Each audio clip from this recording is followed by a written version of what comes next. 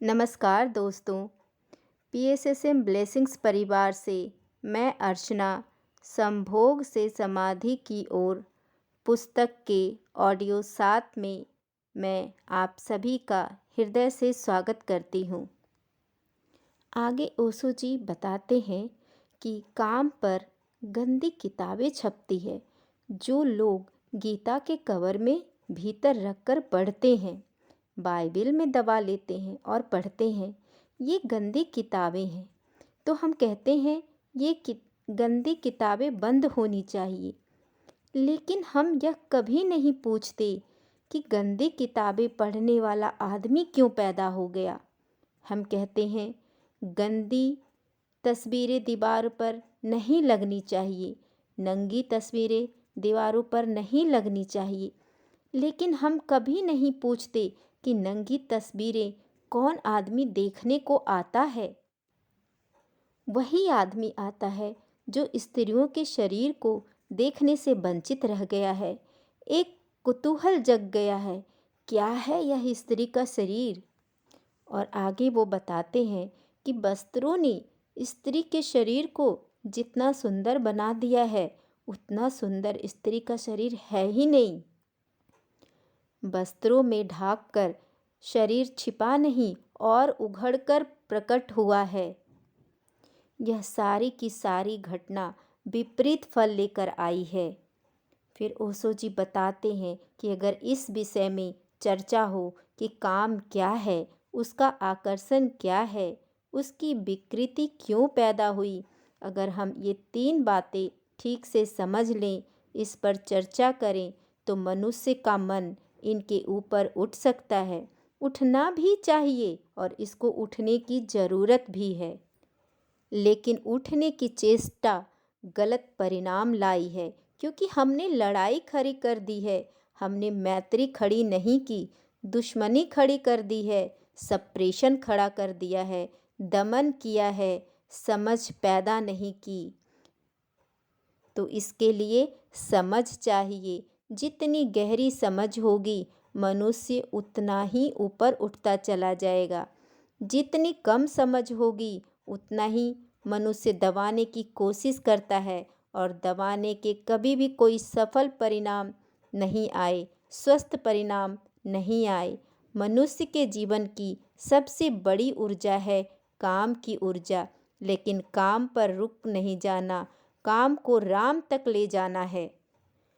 काम को समझना है ताकि ब्रह्मचर्य फलित हो सके, काम को जानना है ताकि हम काम से मुक्त हो सकें और ऊपर उठ सकें। लेकिन शायद ही आदमी जीवन भर अनुभव से गुजरता है, शायद ही उसने समझने की कोशिश की हो कि संभोग के भीतर समाधि का क्षण भर का अनुभव है।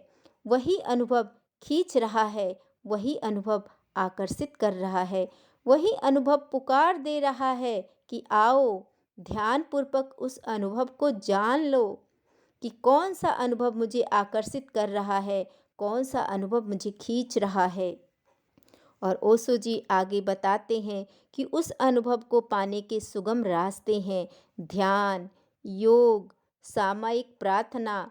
ये सब अनुभव को पाने के मार्ग हैं। ओशो जी आगे बताते हैं कि एक मित्र ने मुझे पत्र लिखा कि आपने ऐसी बातें कही कि माँ के साथ बेटी बैठी थी वह सुन रही है, बाप के साथ बेटी बैठी है वह सुन रही है। ऐसी बातें सबके सामने नहीं करनी चाहिए। तो ओशो जी बताते हैं कि मैंने उस मित्र से कहा, क्या आप बिल्कुल पागल हैं? अगर माँ समझदार होगी तो इसके पहले कि बेटी काम की दुनिया में उतर जाए, उसे काम के संबंध में अपने सारे अनुभव समझा देगी, ताकि वह अनजान, अधकच्ची, अपरिपक्व काम के गलत रास्तों पर न चली जाए। अगर बाप योग्य है और समझदार है तो अपने बेटे को, अपनी बेटी को अपने सारे अनुभव बता देगा, ताकि बेटे और बेटियां गलत रास्तों पर न चले जाएं, जीवन उनके विकृत ना हो जाए। लेकिन बात यह है कि न बाप का कोई गहरा अनुभव है, न माँ का कोई गहरा अनुभव है। वे खुद ही काम के तल से ऊपर नहीं उठ सके, इसलिए घबराते हैं कि कहीं काम की बात सुनकर बच्चे भी इसी तल में ना उलझ जाएं। फिर आगे बताते हैं कि यह हो भी सकता है कि अगर उन्हें समझ दी जाए, विचार दिया जाए, बोध दिया जाए, तो शायद वे अपनी ऊर्जा को व्यर्थ करने से बच सकें, ऊर्जा को बचा सकें, रूपांतरित कर सकें। रास्ते के किनारे पर कोयले का ढेर लगा होता है। वैज्ञानिक कहते हैं कि कोयला ही हजारों साल में हीरा बन जाता है।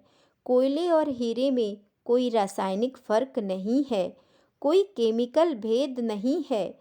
कोयले के ही परमाणु वही हैं जो हीरे के हैं। कोयले का भी रासायनिक भौतिक संगठन वही है जो हीरे का है।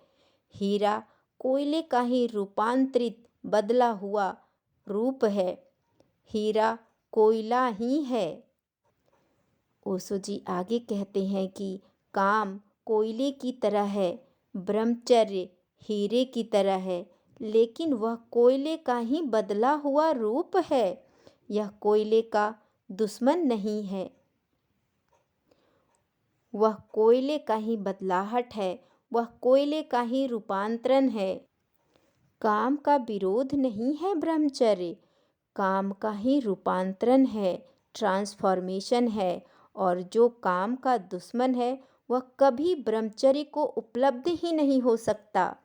ब्रह्मचर्य की दिशा में जाना हो, और जाना जरूरी है, क्योंकि ब्रह्मचर्य का मतलब क्या है यह समझना जरूरी है। ब्रह्मचर्य का इतना ही मतलब है कि वह अनुभव उपलब्ध हो जाए जो ब्रह्मा की चर्चा जैसा है। जैसा भगवान का जीवन है वैसा जीवन उपलब्ध हो जाए।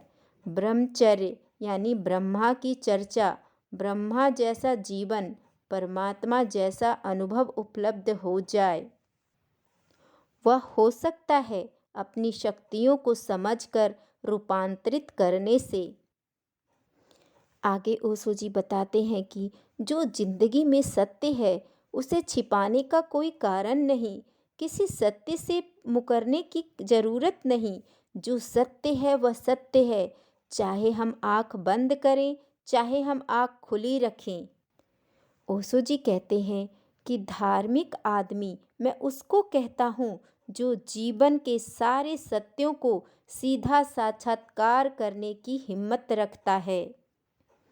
जो इतने कमजोर, काहिल और नपुंसक हैं कि जीवन के तथ्यों का सामना भी नहीं कर सकते, उनके धार्मिक होने की कोई उम्मीद कभी नहीं हो सकती। ओशो जी एक कहानी के माध्यम से समझाने का प्रयास करते हैं कि किसी देश में एक बड़ा चित्रकार रहता था। वह जब अपनी युवा अवस्था में था, उसने सोचा कि मैं एक ऐसा चित्र बनाऊं जिसमें भगवान का आनंद झलकता हो। मैं ऐसी दो आंखें चित्रित करूं जिनमें अनंत शांति झलकती हो। मैं ऐसे एक व्यक्ति को खोजूं, एक ऐसे मनुष्य को जिसका चित्र जीवन के जो पार है, जगत से जो दूर है, उसकी खबर लाता हो। और वह अपने देश के गांव-गांव में घूमा, जंगल जंगल उसने छाना। उस आदमी को उसकी प्रति छवि वह बना सकी, और आखिर वह एक पहाड़ पर गाय चराने वाले एक चरवाहे को उसने खोज लिया। उसकी आंखों में कोई झलक थी, उसके चेहरे की रूपरेखा में कोई दूर की खबर थी।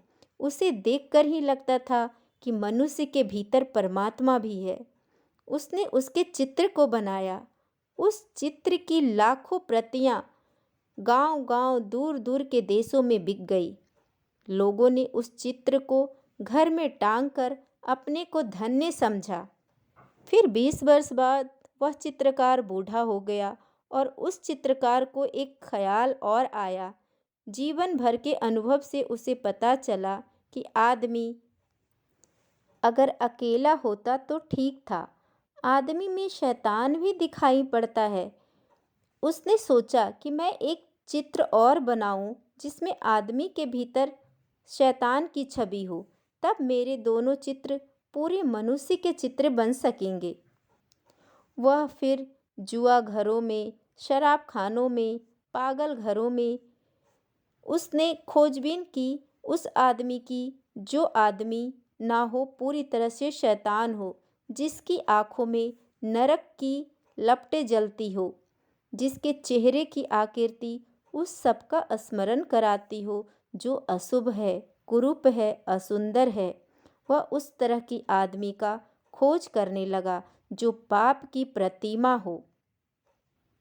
एक प्रतिमा जवानी में उसने परमात्मा की बनाई जिसमें परमात्मा की झलक मिलती थी। एक प्रतिमा वो पाप की बनाना चाहता था और बहुत खोजने के बाद एक कारागृह में उसे एक ऐसा कैदी मिल गया जिसने 7 हत्याएं की थी और जो थोड़े ही दिनों बाद मृत्यु की प्रतीक्षा कर रहा था, फांसी पर लटकाया जाने वाला था। उस आदमी की आंखों में नरक के दर्शन होते थे, घृणा जैसे साक्षात थी। उस आदमी की चेहरे की रूपरेखा ऐसी थी कि वैसा कुरूप मनुष्य खोजना मुश्किल था। उसने उसके चित्र को बनाया। जिस दिन उसका चित्र बनकर पूरा हुआ, वह अपने पहले चित्र को भी लेकर कारागृह में आया और दोनों चित्रों को पास पास रखकर देखने लगा कि कौन सी कलाकृति श्रेष्ठ बनी है। तय करना मुश्किल था। चित्रकार खुद भी मुग्ध हो गया था। दोनों ही चित्र अद्भुत थे। कौन सा श्रेष्ठ है, कला की दृष्टि से यह तय करना मुश्किल था। और तभी उस चित्रकार को पीछे किसी के रोने की आवाज़ सुनाई पड़ी। लौट कर देखा तो वह कैदी जंजीरों में बंधा रो रहा है जिसकी उसने तस्वीर बनाई थी। वह चित्रकार हैरान हुआ। उसने कहा, मेरे दोस्त, तुम क्यों रोते हो? चित्रों को देखकर तुम्हें क्या तकलीफ हुई? उस आदमी ने कहा, मैंने इतने दिन तक छिपाने की कोशिश की, लेकिन आज मैं हार गया हूँ। शायद तुम्हें पता नहीं कि पहली तस्वीर भी तुमने मेरी ही बनाई थी। ये दोनों तस्वीरें मेरी ही हैं।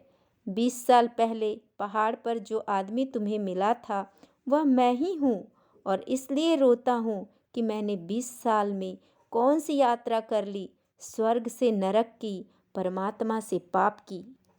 ओशो जी आगे बताते हैं कि हर आदमी के जीवन में 2 तस्वीरें हैं। हर आदमी के भीतर शैतान है और हर आदमी के भीतर परमात्मा भी।